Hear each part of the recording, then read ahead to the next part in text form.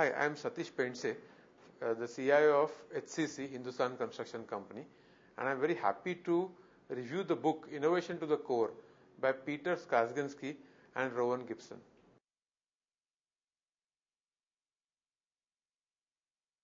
The book is divided into 5 parts. The first part talks about creating preconditions or creating environment for innovation.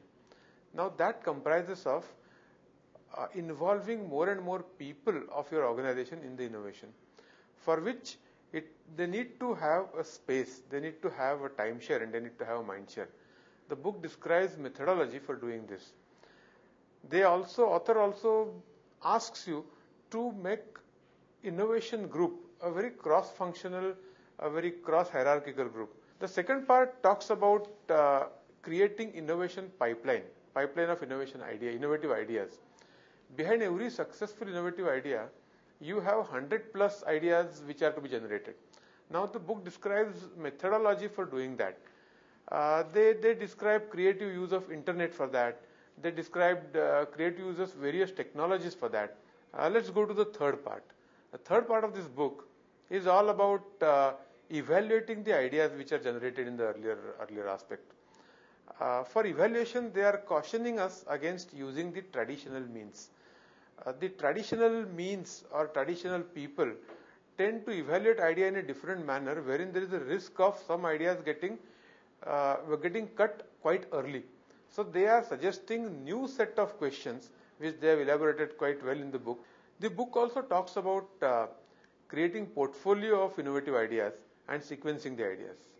Let's come to fourth part of the book. Fourth part is all about maximizing the return on innovation. Now let's come to the last part. Last part talks about institutionalizing all this innovation. Till now we thought of how to make it happen. Having done that, how to institutionalize it is where the last part deals with. This talks about training, culture creation, value system creation, skills building.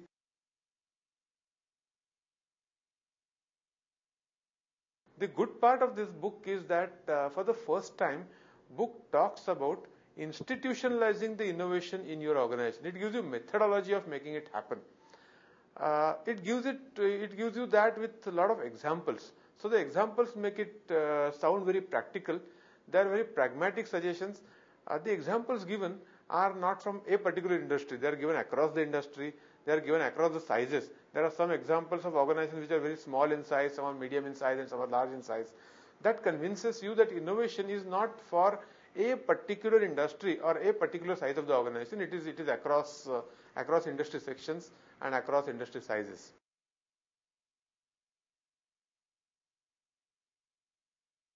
The not so good part of this book, I would say, is the fact that book is written in a very, very lengthy manner. A lot of details they have given which may not have been, which are not adding really good value there. I feel the book could have been finished with 25% less pages. Secondly, the examples which are quoted are primarily US centric. Now, innovation is a global phenomenon. The organizations across the globe face this challenge, and hence the author, if they have, and I'm sure they have a global perspective, they could have better come out with examples of Europe, Asia, Africa as well, not only United States centric. I mean, these are the only two, I would say, areas which could have been better.